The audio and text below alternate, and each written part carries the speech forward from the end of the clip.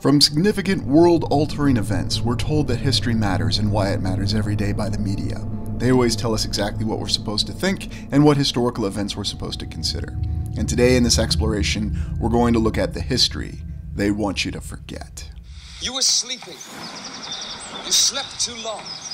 We all have. It's time we woke. Time we stopped running. The USS Liberty was a technical research ship operating in the Mediterranean vicinity of the Sinai Peninsula at the outbreak of the 6 Days War, a conflict between Israel, Syria, Egypt, and Jordan. During this time, the Israel Air Force had warned the United States Navy that it would take any action to protect its shores and that all ships operating within the area should be clearly identified. As a result of unfortunate coordination and misidentification, according to internal inquiries by both nations, the Israeli Air Force and Navy accidentally misidentified the USS Liberty, a spy ship, as an adversarial ship from the nation of Egypt, and committed an attack with patrol torpedo boats and aircraft. The patrol torpedo boats rapidly approached the USS Liberty, and the USS Liberty opened fire on them due to their aggressive approach. It is rather odd that the United States Navy did not notify Israel of the presence of this ship, although there are conflicting accounts in terms of who was notified of what and what was really happening. The USS Liberty came under attack and defended itself, and as a result of the incident, over 30 Americans were killed in the attack. There were many others wounded. The odd thing about the entire situation, though, was that the Liberty was operating in a war zone, and a well-known war zone, for several days, as the 6-day war transpired from 5 to 10 June 1967, and the attack on the USS Liberty occurred on 8 June 1967. What was the real reason for the Liberty operating in this area? And why was the ship left out on its own?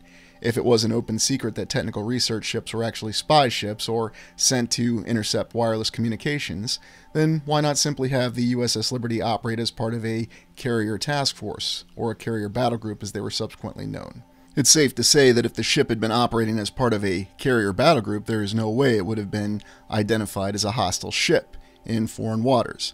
Although officially the Liberty was operating in international waters, it was still operating in close proximity to a known conflict.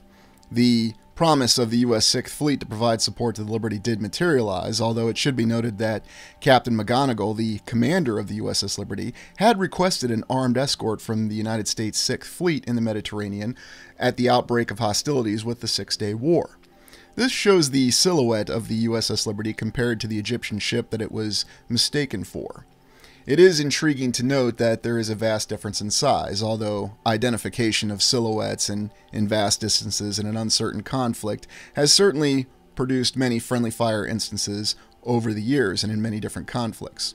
Indeed, the crew of the USS Liberty oftentimes felt that they were betrayed and that the attack by Israel on the ship was in fact deliberate, intended to provoke some sort of strategic response, perhaps to enmesh the United States in a conflict with Egypt. At that time, the Johnson administration was under fire for the ongoing conflict in Vietnam, which many saw as a conflict that was a quagmire with no definitive political or military solution. The veterans who perished in the USS Liberty attack were remembered, and there was a lot of notification across the United States about the incident, although certain awareness of it was hidden due to the fact of the Vietnam conflict.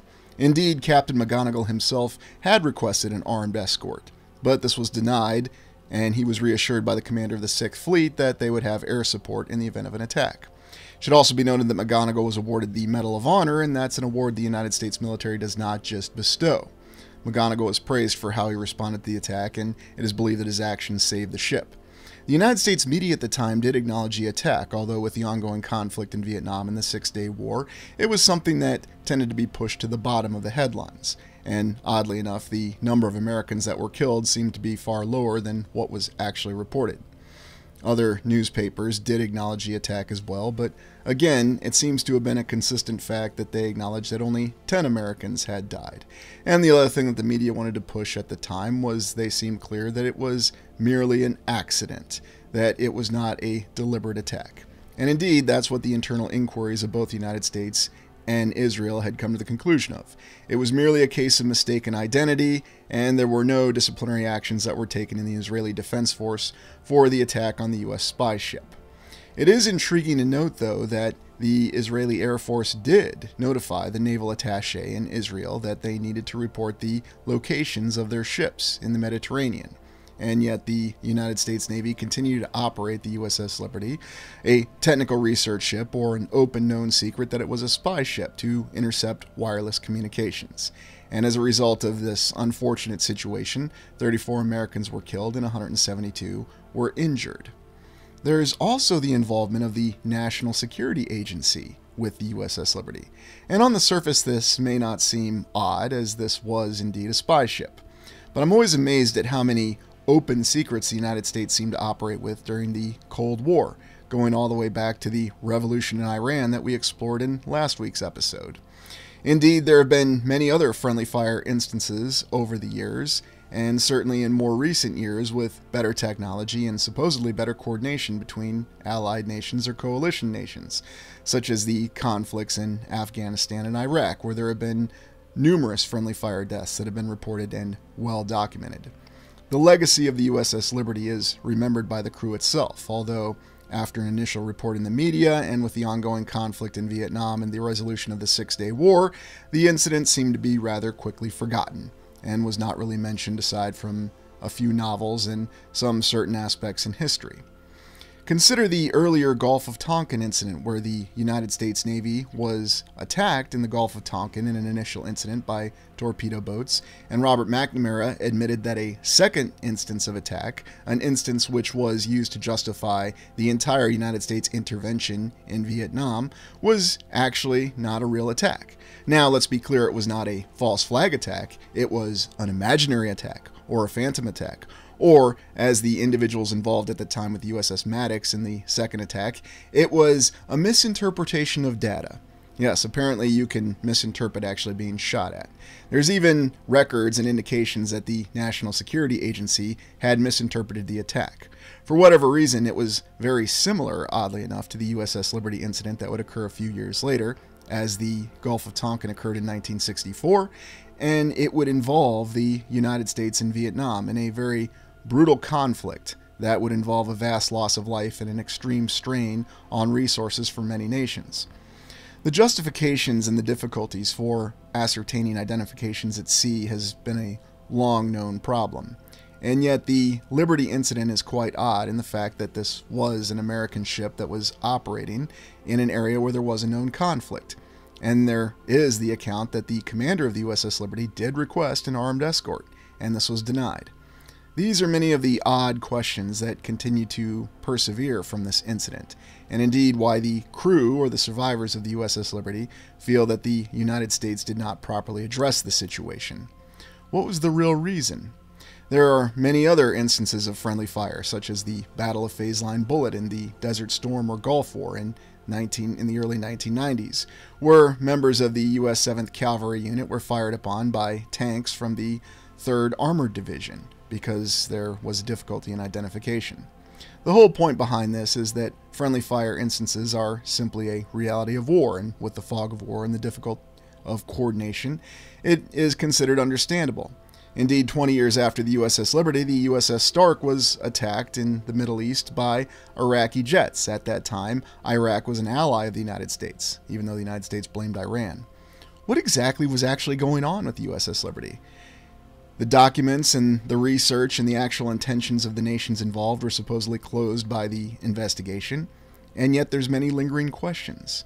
It would appear that whatever the real situation is with the USS Liberty, it's history they want you to forget. United States aircraft carrier fires were a considerable issue in the ongoing Vietnam conflict. Indeed, not 2 months after the USS Liberty, the USS Forrestal, a U.S. aircraft carrier, was in a very difficult situation operating in Vietnam. The difficult situation involved the continued bombing campaign that was going on over Vietnam. The United States Navy was finding itself struggling to maintain the bombing campaign as a result of the amount of munitions they were expending, given the ruthless U.S. effort to try to pound the Vietnamese into submission with unrelenting bombing. And that's not an opinion, that was the entire statement of the bombing campaign. The United States Navy was beginning to run low on modern munitions, so they had to supply with older munitions that were produced during the Korean War, over 10 years old. Many of these munitions were not stored in safe areas or areas that were conducive towards their employment. And as a result, the USS Forrestal received a rearmament of bombing munitions that were old. Captain Belling actually approved the munitions, although he was reluctant to do so because of the fact that these munitions were stated to be in very poor condition. The bomb casings were corroding, and these were older bombs that were subject to inadvertent detonation. Indeed, the commander of the munitions depot had refused to release the bombs for use and had to actually have a written memorandum from the Commander-in-Chief of the United States Pacific Fleet to approve use of these munitions in combat. And Captain Billing was under pressure to maintain the bombing campaign in Vietnam, and if he didn't have the munitions, he would have no bombs to drop on Vietnam, and something that would not be conducive towards a successful Navy career. Long story short, the presence of these bombs and then a malfunctioning rocket while aircraft were continuing round-the-clock bombing operations led to the detonation of 10 of these older bombs initially on the deck of the USS Forrestal. This involved a very, very large fire that was nearly out of control and even decimated several of the damage response teams or damage control teams on the USS Forrestal. The rest of the crew had to take part in fighting the fires. This incident did involve one of the pilots, Lieutenant Commander John McCain, before his capture by the North Vietnamese after he was shot down, which occurred not too long after this fire. The fire on the USS Forrestal was a terrifying affair which killed hundreds of sailors and wounded many others. And indeed, it was only by the very creative intervention of other U.S. Navy ships that prevented the Forrestal from being sunk and destroyed because of the result of these bombs going off. Very intriguing to consider that the United States Navy and the great American military machine was running out of munitions. It gives an idea for just how many bombs were actually being dropped on Vietnam during the conflict. It also gives an idea of how much strain was being placed on military personnel to maintain this very difficult bombing campaign. And keep in mind, this was in the mid-1960s when this occurred. The fire of the USS Forrestal being seen from another aircraft carrier, the USS Oriskany, which itself had its own fire not too long before the Forrestal. It showed that there was a lot of pressure being put on the United States Navy, and that even with safety standards in place, oftentimes commanders had to make compromises in order to maintain the bombing campaign. Indeed, the approval from the commander of the Pacific Fleet for the use of old munitions shows that the Navy was in a rather difficult position to maintain the bombing campaign. And as a result, this led to many carrier fires, the USS Forrestal being the most famous one, or at least the most well-known. Only the intervention of other U.S. Navy ships at the time managed to save the Forrestal from sinking. And indeed, Lieutenant Commander John McCain volunteered to serve on the USS Oriskany after the USS Forrestal fire, which was finally put out with the aid of other ships, and it was during his service from the USS Oriskany that John McCain was shot down. The photos show the immense destruction on the deck of the USS Forrestal, and it's documented that the old bombs that were produced during the Korean War had exploded rather quickly once the fire had started on the deck of the Forrestal. The original start of the fire was supposedly from a malfunctioning rocket, although the official report does seem to have some oddities with it. There's also the USS Oriskany, another U.S. aircraft carrier earlier in the 1960s that had caught fire as a result of a magnesium flare. This shows the overall pressure of the bombing campaign that was going on in Vietnam. Although we've looked at the bombing campaign before in Vietnam, and we've seen that there have been other instances where other areas were bombed, especially in Laos. Here, the USS Enterprise was the last of these carrier fires in 1969, and because of lessons learned from the previous carrier fires, it was not as serious, managing to limit the damage to the carrier. This does show, though, that the pace of military operations in Vietnam was very difficult and very turbulent for the United States military. Indeed, the United States Navy being involved on separate areas and separate geographical areas, encountering challenges like this. What was the real reason behind this bombing campaign? And why did these carriers catch fire? It seems to be history they want you to forget. The Lost Submarines of 1968. In 1968, there were submarines from 4 different national navies that were lost under somewhat mysterious conditions, starting with the Israeli submarine, the INS Dakar. The Dakar was lost under questionable circumstances, although the official report indicates that it was merely an accident. It was testing diving procedures and that it was not lost to hostile action. Although at that time, the nation of Egypt claimed that it was responsible for sinking the Dakar. The Israeli Defense Force denied this. The conning tower was recovered from the submarine and is displayed in a park, and indeed there's a very nice memorial for the veterans of the Dakar after it was lost. The odd thing about the loss of submarines, though, from 4 different nations all occurring within 1 year, indicates that perhaps there was more going on than initially meets the eye. There's even a novel that was written called Bright Shark that posited a fictional story, of course, that the Israeli Defense Force had relations with the Soviet Union and that there was something secret going on with both the Russian and the Israeli navies. Of course, that was just a fictional story.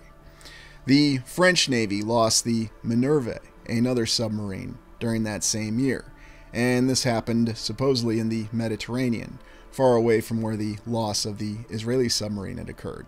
After many years of searching, the wreckage was finally located of the Minerve 7,000 feet under the water in the northwestern Mediterranean, and indeed many of the families of the lost veterans demanded to know what happened.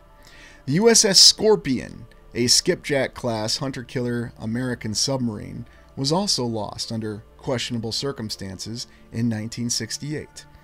Now, the United States had maintained, at least what it reported, a vast advantage in submarine technology in the 1960s, and the Scorpion represented the cutting edge of hunter-killer submarines. However, it was lost under questionable circumstances. This is the last known photo of the USS Scorpion being resupplied prior to its final patrol. There were many rumors after the Cold War of a undeclared submarine war going on, especially between the United States and the Soviet navies, where there were many near collisions and even reports of submarines firing on each other. The official report states that the USS Scorpion was lost when 2 torpedoes detonated in the torpedo tubes because of an accident. However, there are rumors that the Scorpion was actually sunk by the Soviet Navy in the conduct of a war patrol. Whatever the actual situation was, there are many photos that indicate the loss of the Scorpion. Although one of the challenging aspects with photos underwater is there are limited people who can actually verify where these photos were taken in terms of what location they really were. I'm not suggesting that we have any reason to believe that our governments would ever lie to us or mislead us, but there might be a situation with national security where they may not be compelled to tell us the exact location where any of these submarines actually sank. The photos do seem to indicate that it is a skipjack-class submarine, and the photos of destruction are quite compelling underwater for what actually happened. Although, do we really have any way of knowing for sure, just by the underwater photos of sunken wreckage, what actually caused the loss of the Scorpion? And then finally, the Soviet submarine K-129, which was a diesel-electric ballistic missile submarine, which was also lost in 1968 to complete the 4 submarines that were all lost in 1968 from different nations. There were rumors that the K-129 had collided with the USS Swordfish, a U.S. hunter-killer submarine, although these were never substantiated. It's a very odd series of events in the fact that the United States supposedly recovered the K-129 in an operation called Azorian, or Project Azorian, and then subsequently admitted to this at the end of the Cold War and showed that they paid proper respects to the lost Soviet sailors to cool relations. What was really going on with the 4 submarines that were lost in 1968 from 4 different nations? Here in this photo we can see submarines from different nations operating in a very exotic location. There are rumors that these submarines were actually operating together. These are just rumors, and oddly enough, questions linger. Or it's history they want you to forget. Finally, the Titanic. In 1912, the sinking of the Titanic is an event that still continues to live in our collective conscience, and we could certainly say it's because of modern media. And indeed, I highlight the 1990s Titanic movie as that's one of the primary ways that the Titanic lives in the collective conscience of people across the land. However, the sinking of this great ocean liner seems to be something that history does not want us to forget, and the media does not want us to forget. And the imagination behind the Titanic was present well before the release of James Cameron's 1990s movie.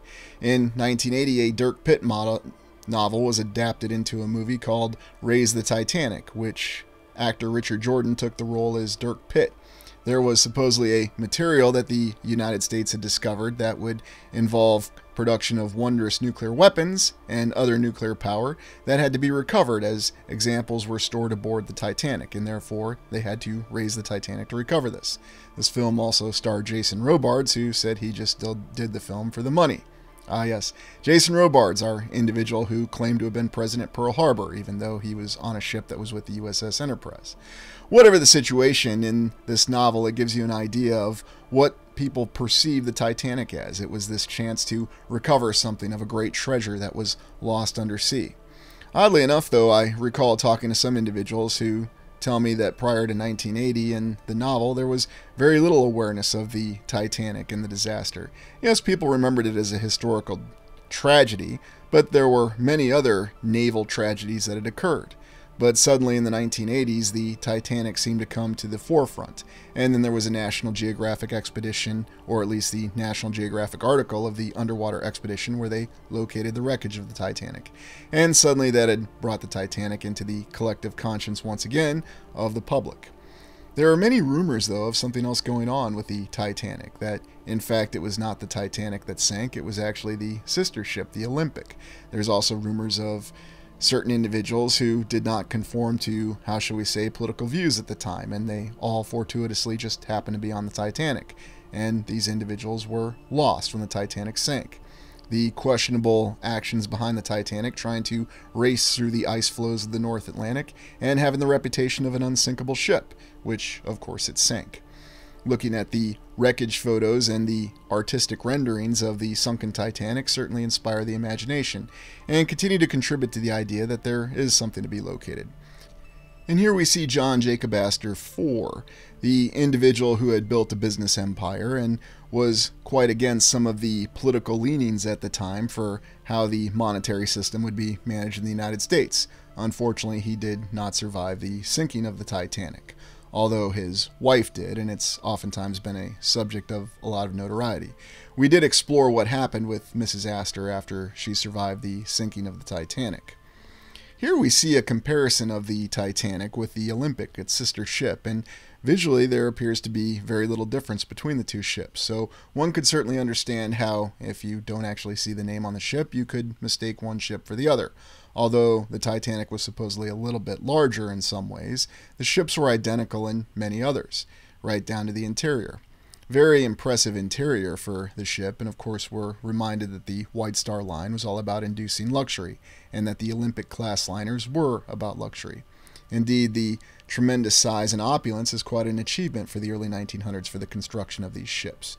And perhaps there's something even more going on with the vast dockyards that were achieved in order to construct these ships. It's also impressive how the technology of massive ship construction had come so far from 1850 to 1910. We do have the cemetery in Canada that recognizes and pays tribute to the individuals who were lost in the sinking of the Titanic. Many theories have come about for what was really going on with the Titanic and the Olympic, and to this day there are many unanswered questions about why events happened. Of course, Jason Robards will simply tell us that sometimes there is no single cause to history and things just happen. And sometimes, of course, you can't remember what ship you were serving on during World War II. One would think one would remember that, but perhaps there was just something else going on. The images of the Titanic, though, and the story continues to inspire us. And indeed, at the White Swan Hotel to this day in the United Kingdom, you can actually go and visit what remains of the Olympic, the Titanic's sister ship, supposedly. And you can see what it's actually like when you go to this hotel, what it would have been to dine in one of these luxurious ships. What was really going on with the Titanic and the Olympic? And while we're told to remember the Titanic, it seems the exact details behind these ships are more history they want you to forget. I'd love to stay, but